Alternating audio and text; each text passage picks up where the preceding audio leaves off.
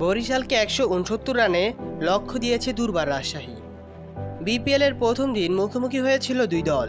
Fortune বরিশালের কাছে ওই ম্যাচে ৪ উইকেটে হেরেছিল দুর্বার রাজশাহী। ওই ম্যাচে প্রথম ব্যাট করতে নেমে ১৯৭ রান তুলেছিল রাজশাহীর ব্যাটাররা।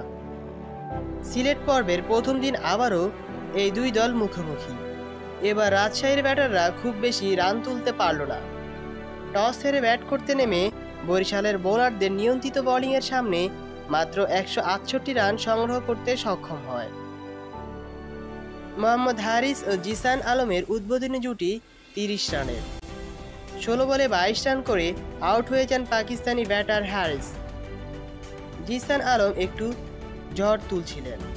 ৩টি বাউন্ডারি ও ৩টি ছক্কার মারেন তিনি। এরপর এনামুল হক বিজয় ও ইয়াসির আলী রাব্বি ও মাঝারি মানের জুটি গড়েন। ২৩ বলে ৩৭ রান করেন রাব্বি। বিজয় আউট হন ৩৯ রান করে। শেষ দিকে রায়ান বাল্ট ১১ বলে ১০ এবং আকবর আলী ৯ বলে ১৫ রান করলে ৪ উইকেট হারিয়ে ১৬৮ রানে থেমে যায় রাজশাহী কিংস। বরিশালের হয়ে শাহিন শাহ আফ্রিদি নেন ২ উইকেট। একটি করে উইকেট নেন তানভীর ইসলাম ও ফাহিম আশরাফ। যারা চ্যানেলটা এখনো সাবস্ক্রাইব করেননি তারা চ্যানেলটা এখনই সাবস্ক্রাইব করুন এবং পাশে থাকা বেল আইকনটি বাজিয়ে দিন। আর এবারের বিপিএল আপনার কাছে কেমন লাগছে তা কমেন্টের মাধ্যমে জানাতে ভুলবেন না।